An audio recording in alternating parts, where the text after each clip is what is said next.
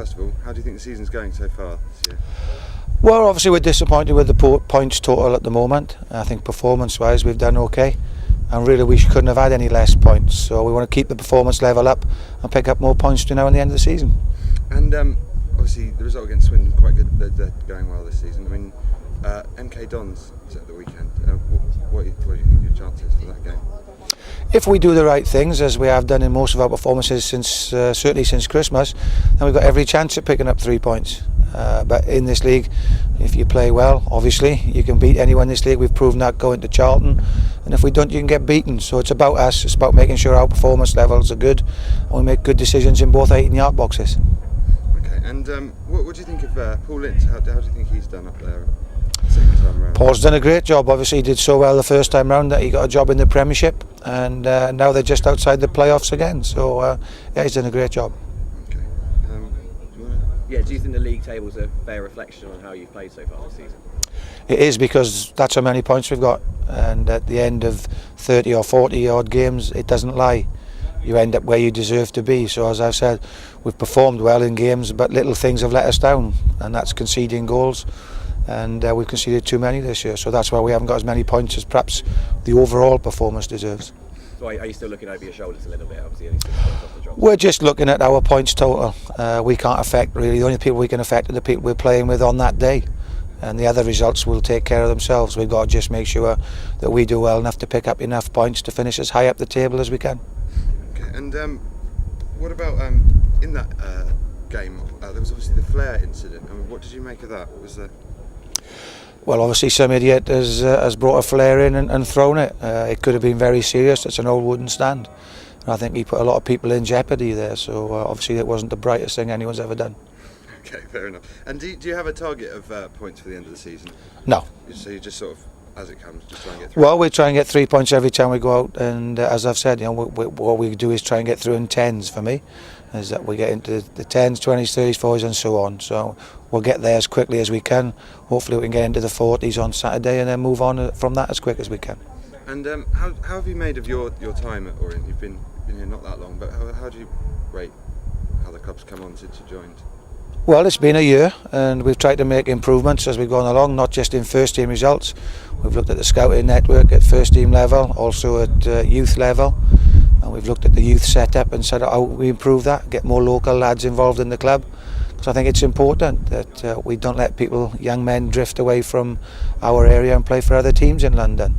We're also trying to look at then getting good ties with the other major London clubs. There might be players there that are not quite good enough for your Arsenals, Tottenhams, West Hams, that could come in here and have a good living and do well for Leyton Orient. So it's been a busy year, and we've looked to get all that done behind the scenes, as well as I say, improving the points tally for the first team.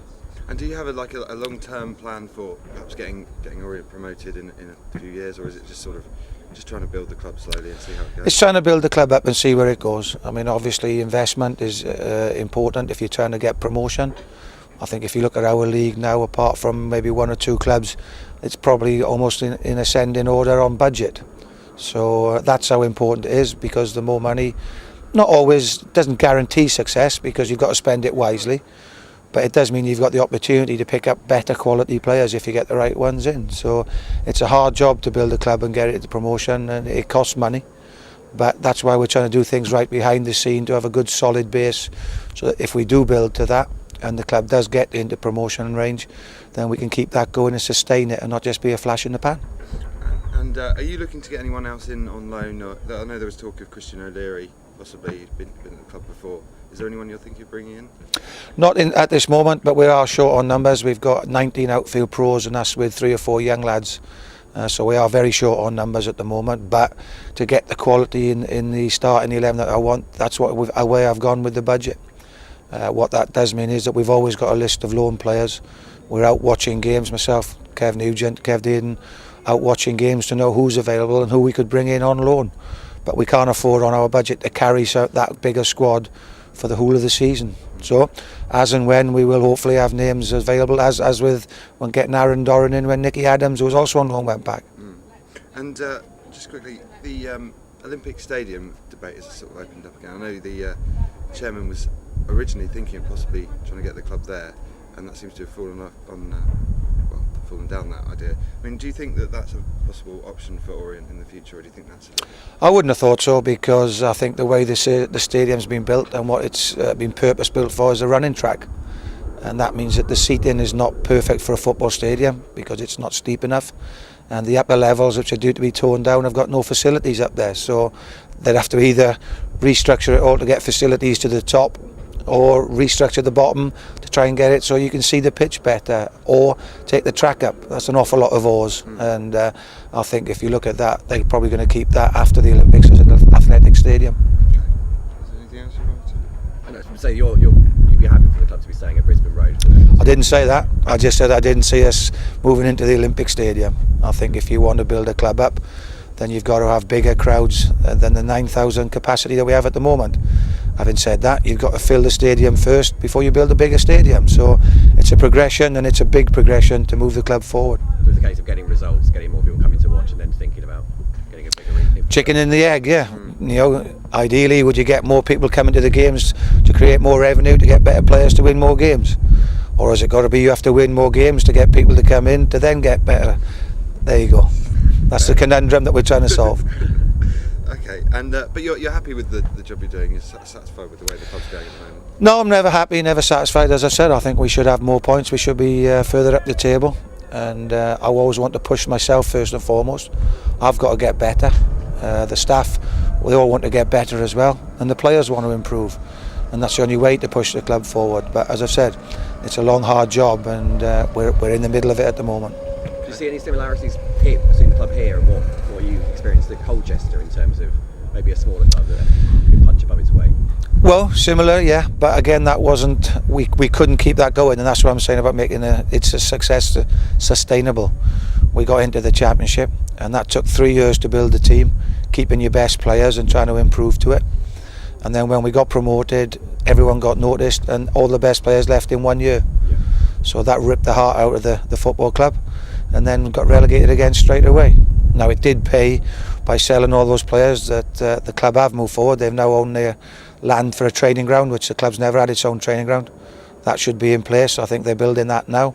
There's a new stadium, as you say, with 10,000 capacity, and they can put that up to 15 and 25,000 as and when they fill it. So it has built the club up, but in doing it, having to sell the players has knocked it back on the pitch. And now they're having to plough lots of the chairman's money in to try and get back to where they were. So again, is it sustainable? And obviously it wasn't at Colchester, and hopefully if and when success comes to Leyton Orient, it will be. And do you think, just quickly, that is a problem now in modern football, with all the money at the top levels? In order for a club like Orient to sort of build up and be successful, it's not as easy as it used to be, perhaps in the 70s and 80s, to get a team up there.